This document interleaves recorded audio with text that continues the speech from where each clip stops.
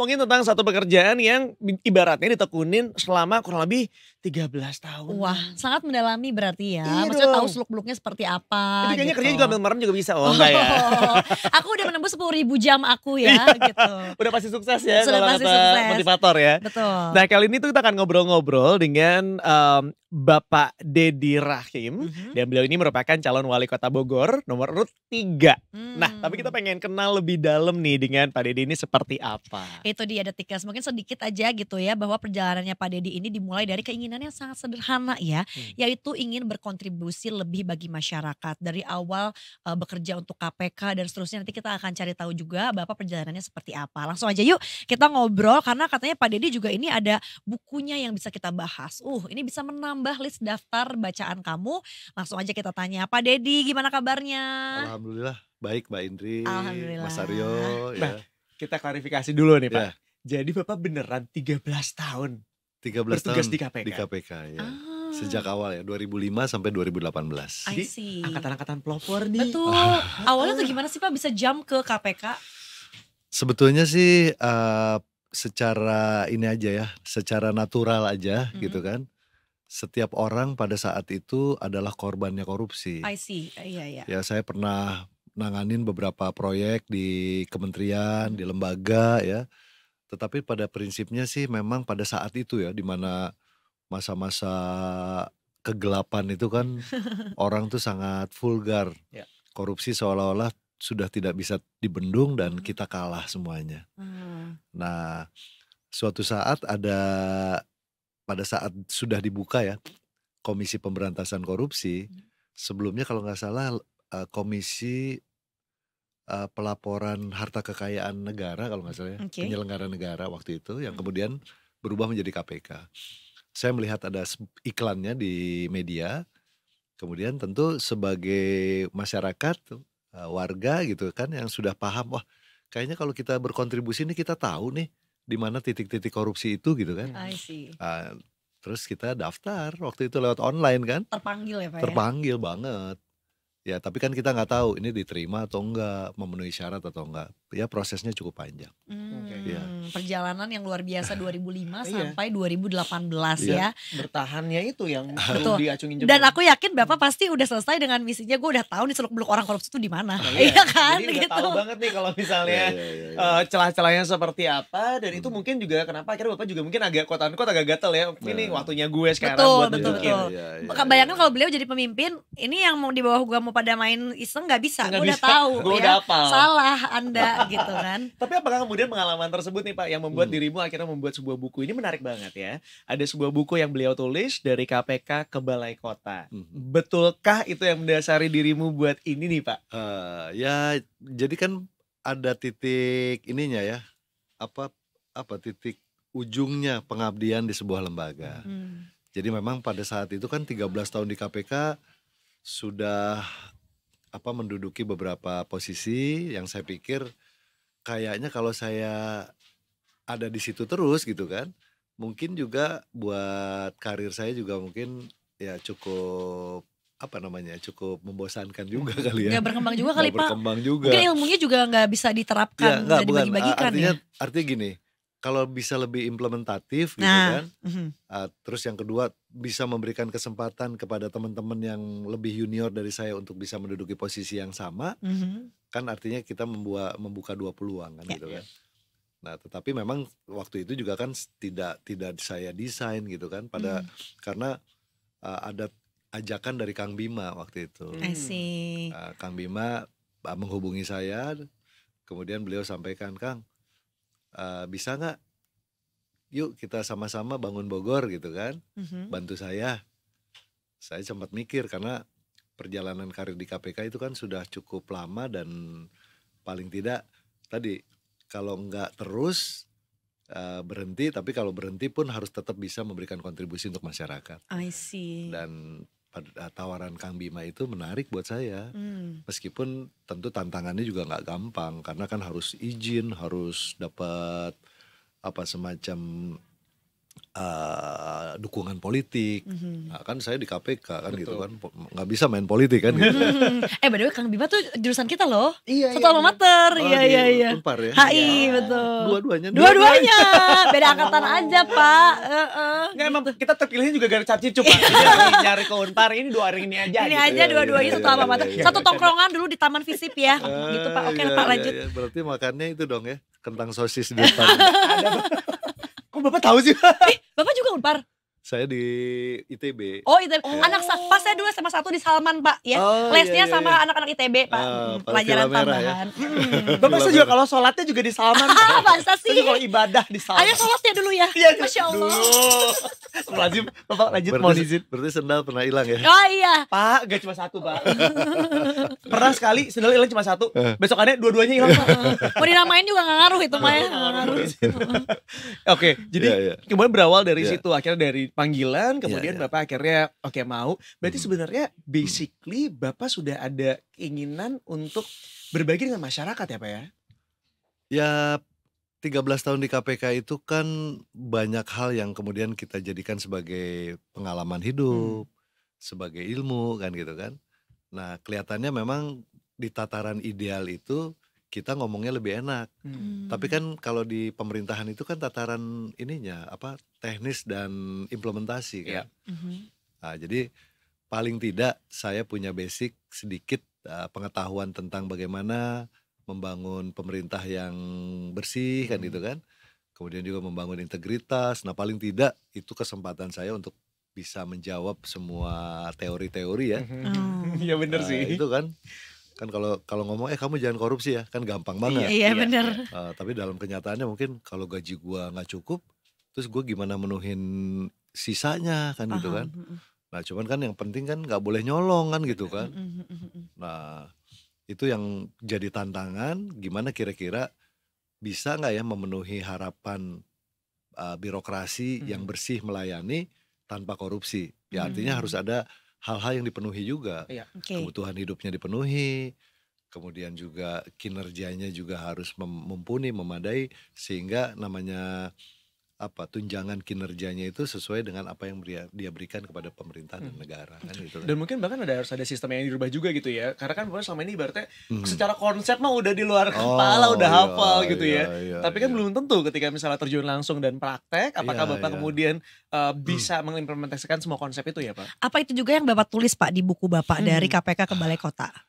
Di dalam buku itu sih sebetulnya nggak terlalu banyak cerita soal filosofi ya. Saya lebih ceritakan ini pengalaman saya aja. Pengalaman dari mulai saya remaja, dari kecil remaja ya. Wah seru banget. Kemudian sampai ke perguruan tinggi, kemudian masuk ke KPK. Setelah itu ada momentum dalam sebuah kehidupan itu kan berubah. Dari KPK yang sebetulnya waktu itu juga di KPK saya punya kesempatan juga kalau memang bisa melewati seleksi kan bisa naik juga kan gitu kan. Nah, tetapi ada pilihannya diajak Kang Bima ke Bogor. Nah itulah yang kemudian jadi momentum ya. Jadi memang nggak gampang tapi ya udah kita coba dan memang antara bumi dengan langit gitu kan. Tapi mungkin lebih menarik lagi malah kalau saya sendiri kepikirannya berarti next booknya gitu ya, buku berikutnya bisa jadi Pak Bapak menceritakan pengalaman Bapak ketika sudah terjun mengimplementasikan semua ilmu yang Bapak miliki gitu ya. Saya punya catatan-catatan itu dan kalau ada waktu nanti dibukuin juga. Menarik tuh Pak. Iya. Bapak kayaknya memang suka menulis ya Pak ya. Yang nulis banyak jadi ada penulis, ada editor ya yang mereka melihatnya mungkin ini juga sebuah cerita yang nggak banyak terungkap di publik kan. I see.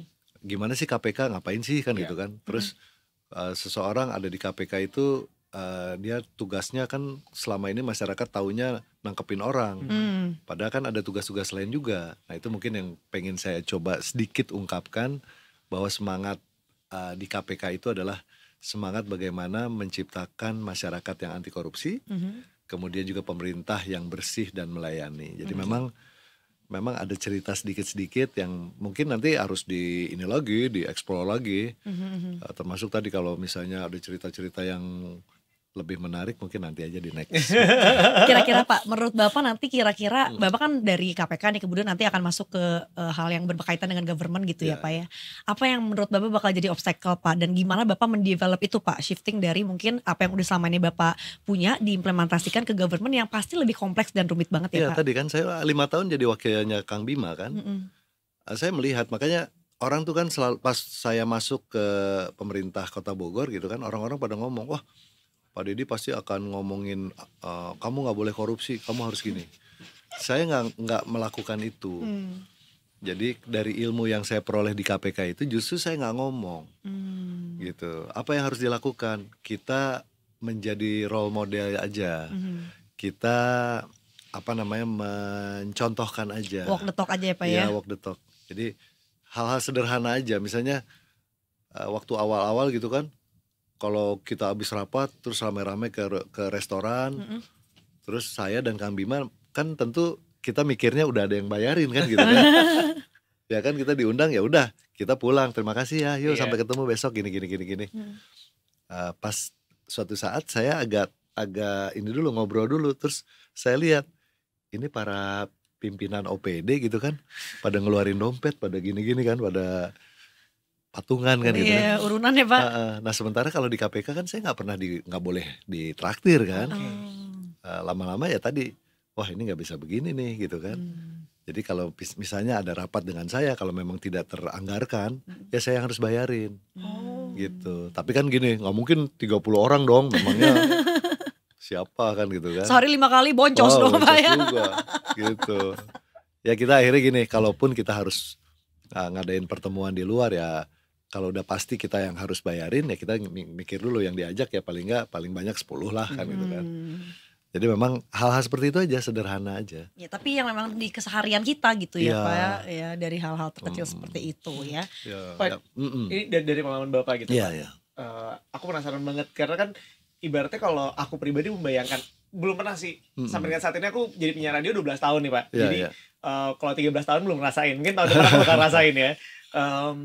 Kayaknya tuh semua udah quote unquote semacam autopilot gitu. Maksudnya kita udah tahu betul apa yang harus kita lakukan. Kemudian ibaratnya mencoba tantangan baru. Beralih ke pemerintahan. Yang Bapak rasakan seperti apa sih? Ini mungkin sharing aja dari aku karena aku tuh juga penasaran kalau suatu saat nanti aku tiba-tiba lompat untuk kerjaan baru gitu ya. Apa rasanya gitu? Sebetulnya gini, kalau di KPK itu setiap jabatan ya itu kan harus melalui proses assessment. Dan bidang satu dengan bidang yang lain itu kan relatively lebih berbeda. Dulu waktu saya masuk saya sebagai fungsional di bidang pencegahan. Kemudian di tahun 2009 baru pertama kali terpilih menjadi direktur di Kianmas, Pendidikan dan Pelayanan Masyarakat. Nah itu kan ada assessmentnya. Kemudian setelah itu saya mencoba, misalnya ada tawaran, ada lowongan untuk deputi bidang pencegahan. Nah kita assessment lagi, karena kan pasti beban pekerjaannya lebih besar. Dan di KPK itu kan ada beberapa kedeputian yang memang tugasnya agak berbeda. Satu mencegah, satu menindak kan gitu kan. Satu lagi urusan informasi dan data, satu lagi urusan pengaduan masyarakat. Jadi memang agak beda-beda. Jadi nggak flat juga. Ya artinya untuk kemudian shifting ya atau berubah total ke bidang yang lain, paling nggak kan kita selalu setiap hari itu kan ngomonginnya birokrasi yang bersih melayani. Sudah ada bekalnya. Udah ada. Jadi nggak lompat banget. Paling nggak udah tahu. Oh, gue kalau jadi pegawai itu ya pasti kan punya risiko karena penyelenggara negara terikat dengan aturan atau terikat dengan amanat pasal undang-undang. Jadi kita bisa lebih hati-hati. Nah, saya mencoba untuk menempatkan diri di situ kan. Jangan sampai misalnya kita gara-gara hal sepele gitu kan menerima gratifikasi yang kita nggak sadar akhirnya jadi masalah kan. Nggak sadar ya Pak. Sadar. Ya kadang-kadang kan gitu karena banyak sekali urusan. Ya nanti Pak ini ada titipan ini nih oleh-oleh dari mana. Kan kita nggak tahu, oh ya simpen aja. Nggak tahu dalamnya ada duit atau apa kan kita jangan sampai ke situ kan. Iya, Eng-eng gitu ya. Padahal misalnya sesimpel kadang-kadang hampers doang gitu ya. Bener. Sebenarnya kan sebelum kita menjabat gitu. Lebaranan Biasa gitu. dapat gitu. Heeh. Dan kita ya karena udah deket aja. Tiba-tiba sekarang jadi gak boleh. Itu kan juga kadang-kadang suka skip gitu Betul. ya Pak. Ya, ya. Nah Pak, kalau gitu dari experience Bapak kemarin membersamai Kang Bima begitu ya. Berarti kan Bapak sudah melihat banyak hal juga nih Pak. Once nanti Bapak mungkin menjabat begitu ya. Apa yang menurut Bapak regulasi yang akan mungkin Bapak sempurnakan atau mungkin Ya. Bapak ubah atau Bapak tambahkan juga? Yang pasti sih melanjutkan ya, karena kan kemarin itu kan kita membangun bersama-sama. Jadi sebagai contoh kan ada beberapa capaian-capaian yang cukup signifikan. Misalnya status hasil audit BPK wajar tanpa pengecualian. Nah, Kota Bogor itu selama 5 tahun saya dengan Kang Bima mendapatkan WTP. Plus 2 tahun sebelumnya. Jadi sudah 7 tambah kemarin terakhir itu 1. Jadi sudah 8 kali. Wow. Nah itu kan hal-hal yang kalau menurut saya hal yang sudah baik, dimulai dari misalnya perbaikan sisi penghasilan ya pegawai negeri dengan menerapkan tunjangan kinerja. Kan itu udah kita lanjutkan lagi. Tinggal tentu orang kan gak akan ada cukupnya. Gimana nih nambah misalnya kan, atau yang belum kebagian kita juga alokasikan supaya tadi menghindarkan adanya potensi yang kemudian mereka punya kewenangan tetapi kemudian mereka pakai kewenangan itu untuk hal-hal yang tidak baik. Setuju. Nah jadi intinya sih kita lanjutkan yang sudah baik-baik ini. Nah inovasi ke depan tadi menyesuaikan dengan misalnya bagaimana mereka yang belum tersentuh oleh tunjangan kinerja atau mereka yang betul-betul ya harusnya mendapatkan reward ya, mendapatkan semacam penghargaan tapi belum. Itu memang masih banyak. Oke. Itu dalam bentuk apa? Misalnya tukinnya ditambahkan atau mungkin tukinnya yang tadinya nggak ada jadi ada gitu? Paling enggak ya menambah itu kan bisa dalam konteks tukin, bisa juga misalnya ada yang istilahnya apa ya, insentif ya. Oh, oke. Insentif misalnya insentif untuk guru honorer misalnya kan, insentif untuk RT RW, untuk LPM, untuk BKM misalnya, untuk PKK, untuk kader misalnya kan. Nah itu kan juga bisa jadi pemikiran. Jadi artinya semua yang berkontribusi untuk kebaikan ya, kontribusi untuk pemerintah, untuk masyarakat ya tentu harus kita kasih reward. Nah tinggal nanti komposisi anggarannya seperti apa. Ya. Oke. Ini menarik karena buat aku pribadi, aku tuh termasuk orang yang selalu memikirkan bahwa pembangunan atau program yang berkelanjutan itu sangat menyenangkan sekali. Ibaratnya kita tuh jadi punya target yang jelas. Ketika misalnya ada beberapa yang belum selesai, itu bisa dilanjutkan dan kemudian akan semakin mempercepat untuk pembangunan atau juga program tersebut menjadi terlaksana gitu ya. Ini mudah-mudahan memang ini bisa kemudian diwujudkan sama Pak Deddy gitu ya Pak. Mudah-mudahan banget Pak. Berarti kalau misalnya ditanya mau ada perubahan-perubahan dari yang sebelumnya nih Pak, kira-kira apa yang akan dirubah regulasi ini misalnya? Kalau menurut saya sih mungkin dirubah tidak ya, tapi tadi dilengkapi aja. Ditambah, disempurnakan. Oke. Kalau dari aturan-aturan saya pikir sudah memenuhi ya. Tinggal tadi misalnya tadi jumlah insentif misalnya kan, yang dirubah ya jumlahnya, bukan regulasinya. Iya.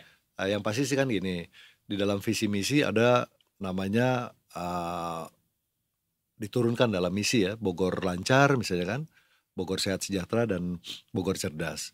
Nah itu kan nanti kalau kita bicaranya balance scorecard kan ada perspektif internalnya apa, siapa yang akan mendorong si bubble-nya di perspektif internal supaya tercapai visinya.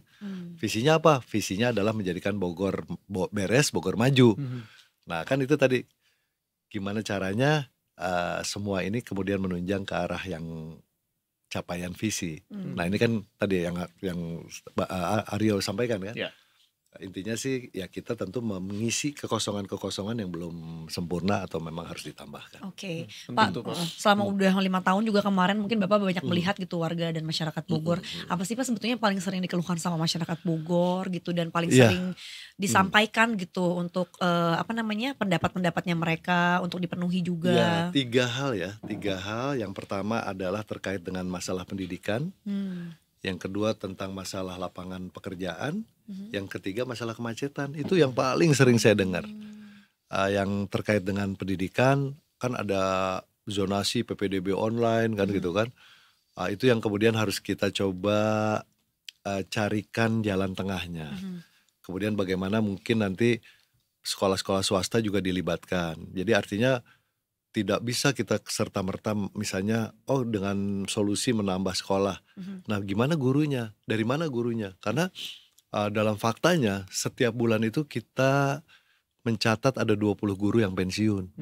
20 kali 12, 240 orang guru yang pensiun.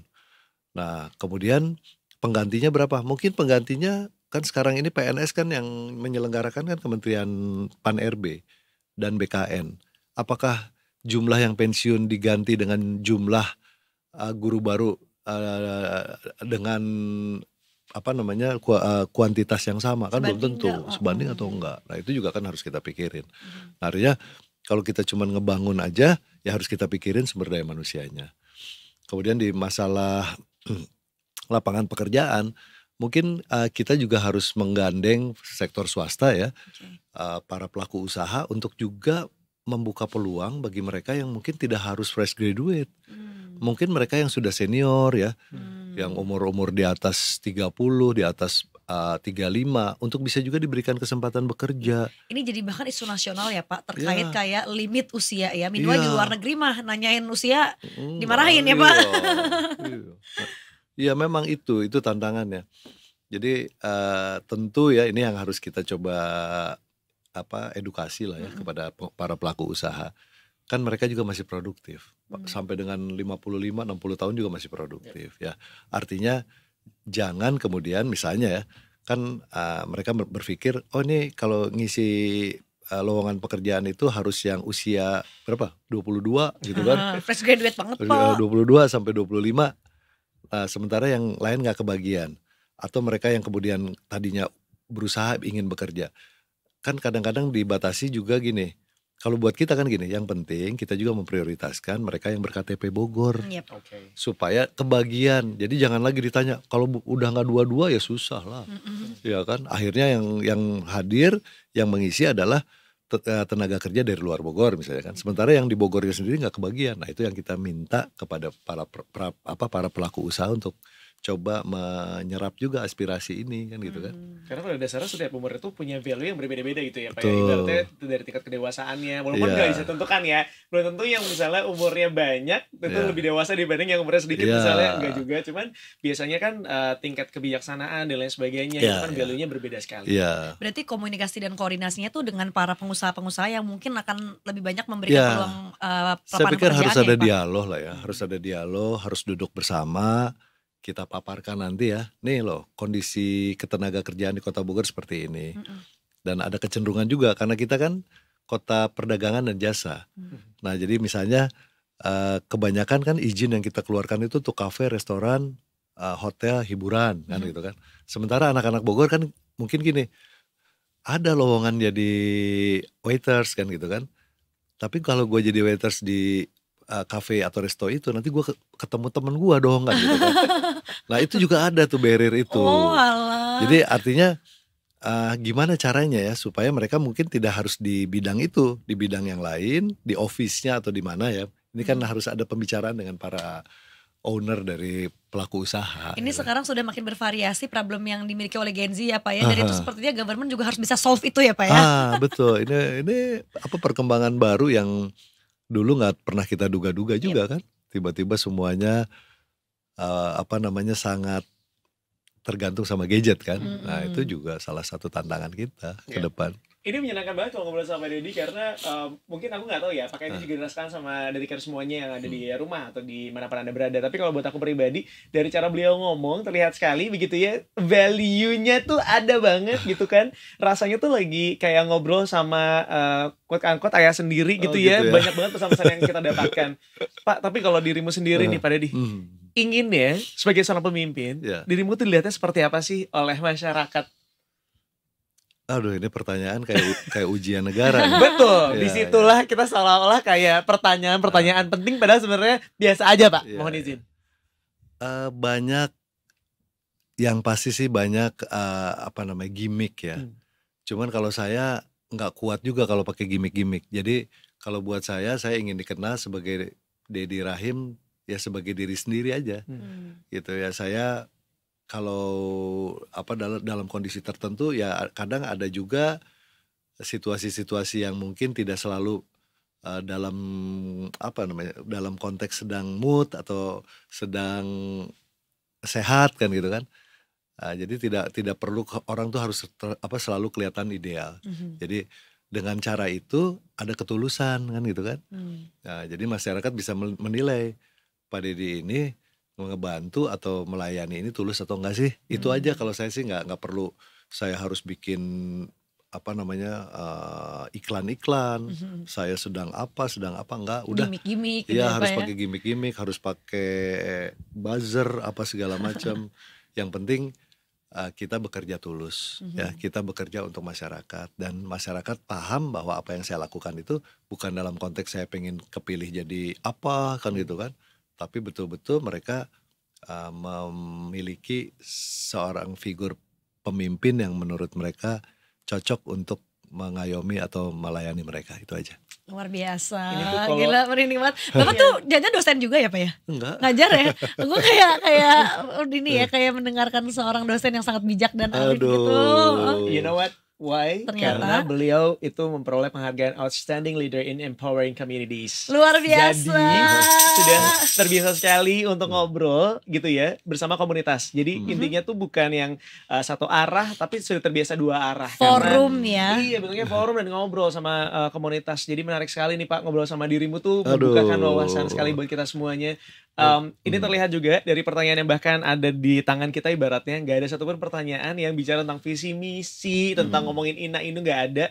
Fully ngomongin tentang profil Bapak aja, karena ya pengen ngobrol aja. Literally. Jadi kayak Betul. thank you banget Ya, Pak Deddy sudah bergabung bersama kita di sini. Mas Aryo. Terima kasih. Kita nggak bayangin kalau nanti Bapak terpilih, mungkin mudah-mudahan akan lebih banyak dialog yang Bapak buka bersama dengan masyarakat iya, Bogor ya iya. Pak ya, Insya Allah.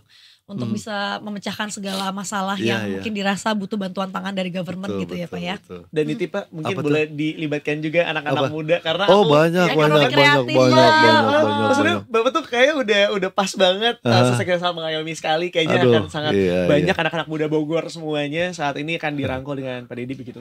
Pak Amin, Deddy, amin. Sekali lagi terima kasih Terima Masih kasih banyak ya, masih udah mampir ke banyak. Detik Pagi Duh, ya Pak luar Deddy biasa. ya. Sebuah kehormatan ini. Pak Deddy, tapi mohon izin Ya, sedikit apa tuh? emang ngerjain. Aku tahu ini pasti bakal bete banget. Apa tuh? Jadi kita tuh punya tagline Pak. Apa? Boleh, dengan, boleh. dengan sikap Bapak yang kebapaan tiba-tiba diajakin tagline tuh Apa rasa tuh? gimana gitu ya. nggak Tagline-nya apa-apa. hore-hore sih memang Betul, ya Pak. Pak, tapi biar seru. Jadi Iya. tagline-nya tuh Detik Pagi, jangan tidur lagi. Tapi biasa pakai gerakan. Iya. Tapi gerakannya bebas, gimana Oh Pak gitu Deddy? ya, oke. Siapa? Yang penting jangan Oke, tidur oke. lagi ya Pak ya. Tagline-nya. Oke, udah mulai? Siap. Boleh. Jadi Oke. Detikers, kita masih akan kembali setelah satu ini. Jangan kemana-mana, tetap di Detik Pagi. Pagi. Jangan tidur lagi. Bapak terima kasih banyak.